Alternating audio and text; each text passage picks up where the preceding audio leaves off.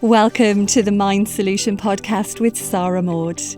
The Mind Solution podcast is for leaders like you who are passionate about well-being in the workplace because you understand that a strong, resilient and happy workforce is the key to your organisation's success. The Mind Solution podcast is here to help you. So join us every week where we'll share with you powerful insights, strategies and know-how to ensure that your people and your organisation are truly thriving from the inside out.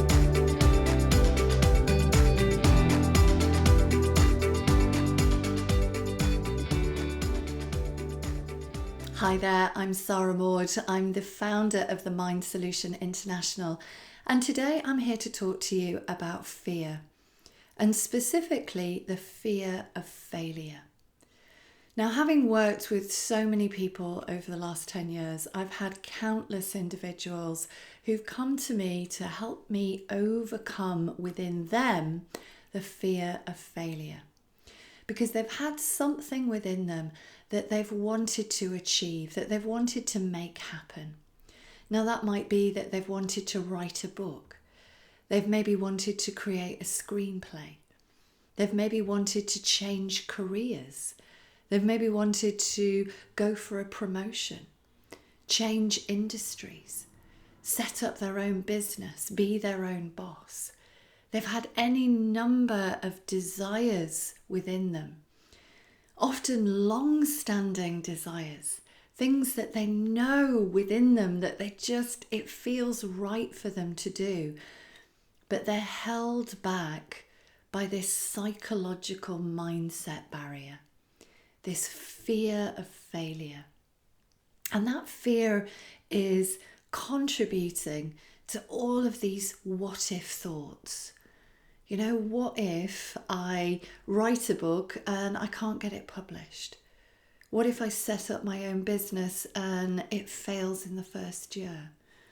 What if I change careers and it doesn't work out? What if I go for the promotion and I don't get it? What if? Now, all that what if thinking does is it creates a program in your mind. And your mind is only ever working on what you've programmed it to experience. Whatever that internal dialogue is, you're just literally programming your mind in the same way that a web developer is coding a website. And that website will only perform with the relevant pieces of coding. So when we fall into that thinking trap of what if, it's very rare that people are thinking, what if this is a number one bestseller? What if this is the best decision I've ever made?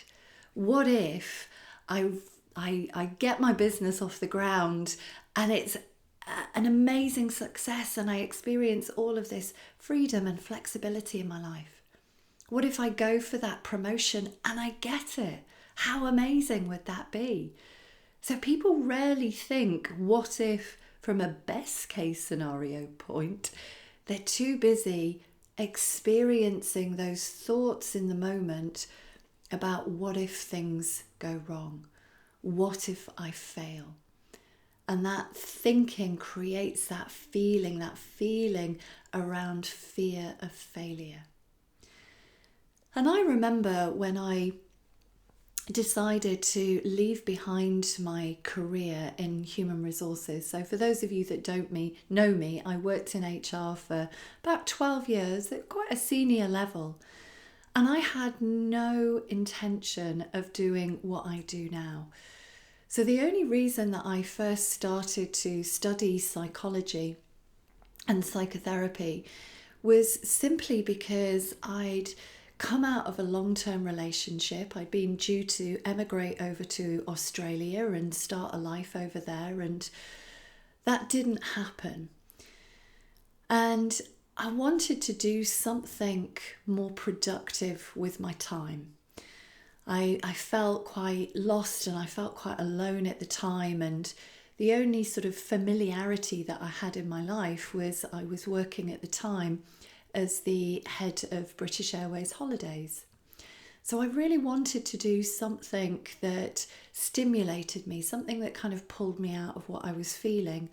So initially I started to do a course in life coaching, and it just set me off on a whole new destination, a whole new journey, where I was just so blown away by what I was learning that I went on to study a diploma in solution-focused psychotherapy and hypnotherapy. And I started to work with people one-to-one, just in initially a volunteer capacity. And I was just getting the most amazing, literally mind-blowing results with people. And I was just so, blown away by what I was learning could achieve within people in such a relatively short period of time, that I just thought, I've got to get this out into the world. I've got to take what I'm learning back into the workplace. This is the missing piece of the jigsaw puzzle. And so I was just so caught up in this excitement and this passion and this desire to make an impact in the world, and particularly in the workplace, by getting this knowledge back out there, that even though I was experiencing a little bit of fear at leaving behind everything that was familiar, I was too excited by what this information could do, that was enough to override any fear that I was experiencing. And as humans, we do have a very powerful force within us for familiarity. We like things that are familiar. And even organisations, they like things that are familiar. They might say, oh yeah, we'd like something a bit different, but not too different. They still quite like that sense of familiarity. People don't often like to go too onto the leading edge. They don't like to go too beyond their comfort zone. Because when we feel something that feels familiar, it feels comfortable, and therefore we equate that to feeling safe. So when it comes to a fear of failure, I'm going to share something with you that you might actually be really surprised to hear. But when you hear it, could really change how you approach your life going forward. Because the truth is, we don't actually have a fear of failure. A fear of failure doesn't really exist. But what we do have a fear of is a fear of being criticised, and a fear that we can't handle that criticism, that we won't be able to handle that criticism. So take somebody, for example, that goes for a promotion at work. And if they don't get that promotion, there's a fear that, their partner or their colleagues, their peers might criticise them, and that they just won't be able to handle it. So if you were to ask yourself, if you could handle anything that came your way, if you knew that you could handle whatever came your way, what is there to fear? And just think about that for a moment.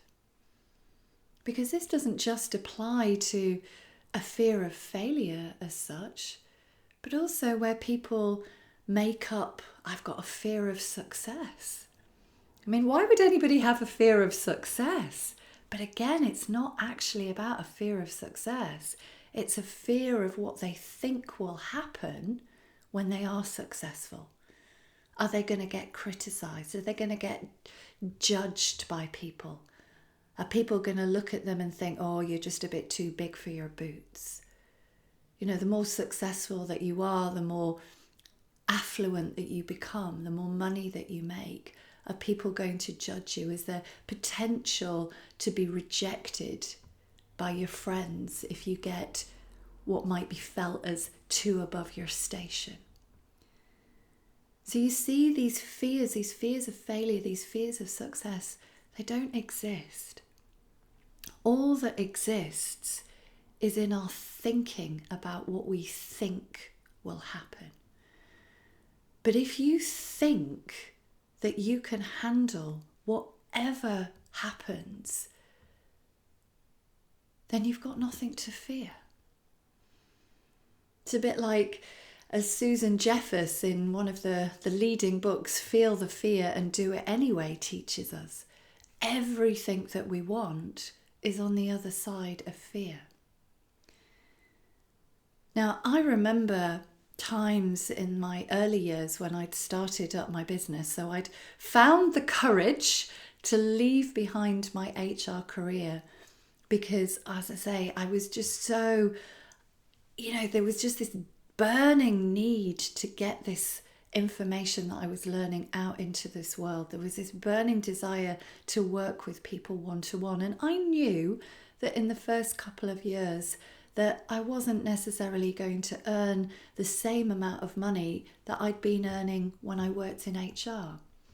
I knew that I would have to leave behind some of the comfort that comes with a corporate job. I knew that I wouldn't get sick pay or holiday pay. I knew that I wouldn't get concession flights. Those are one of my biggest losses. I loved my British Airways holiday flights. I got to fly around the world for not very much money to the most amazing locations like Bermuda and South America. So I'm very grateful for British Airways for employing me in that role so that I could experience that. And I'm also very grateful, I'll put a little shout out to my amazing boss, Kath Onions, who I have to say was one of the most amazing managers that I ever had. And actually always really got behind me. She really got behind her team, but I'll maybe come on to her in a different podcast. So I was just so passionate about what I was learning that I just knew that I had to make that move. And yes, there were times in that first couple of years where I did experience fear. I did experience waking up sometimes in the middle of the night consumed by fear, because what I didn't realise, and I maybe did go into this a little bit naively, is although I had all of this passion and this knowledge, I didn't know about websites. I didn't know about social media. I didn't know about marketing. I worked in human resources. I knew a lot about policy and process, but I didn't know about how to get my business off the ground. So there was a really, really steep learning curve. And yes, looking back, I can say if I'd known what I know now, then I would have done things quite differently. But hey, that's the benefit of hindsight, isn't it? So there were times that I was consumed by fear. And there were times in those early years where I thought, oh, maybe it would be easier for me to just go back into HR. There were times that I thought, oh, maybe it would be safer. But again, it came down to my thinking. And if there was one thing that I was learning in this new world that I'd entered, it was about the power of our thoughts and how actually it is just thinking.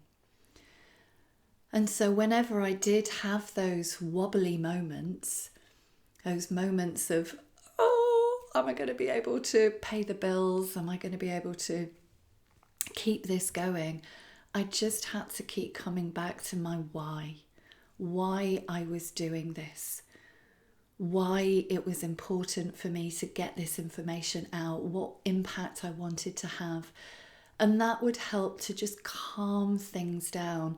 And it would bring me back to that place where I could think with a more greater sense of clarity. I could think more about, okay, what do I need to do to keep going? What do I need to learn? Who do I need to speak to? Where can I get help with marketing, with websites, with all of that kind of thing? So if you're listening to this and you're thinking, yeah, there's a lot of things that I really want to go out there and I want to achieve, but you've been under this, let's say, illusion of a fear of failure or even a fear of success. If you're listening to this and you're a business leader and you're thinking, you know what, there are things within the organization I want to make happen. There are changes that I want to make. I want to change how we do business around here. I want to change what direction we take the business in. I want to change the team. I want to do any number of things. But there's just this block. Then rest assured that you can overcome that block by working with somebody like me that can help you to see things for what they really are, and that can teach you how to bring yourself back to that place where you can see the thoughts for what they are, because they are just thoughts, and move forward in the direction that you want to move in. Because there is so much potential within you. There is so much that you can make happen. And when we move away from that cloud of fear, it's just like going on to the greatest adventure. And I say that as somebody that's been on this roller coaster of an adventure for 10 years now. 10 years of taking the business in slightly different directions and making things happen and growing and evolving. And I wouldn't change.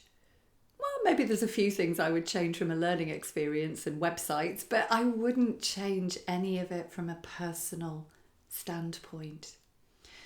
So get in touch with us with your needs, your desires to make a change, and we can work with you to help you overcome those psychological barriers so that you can go out there and you can make whatever changes that you want.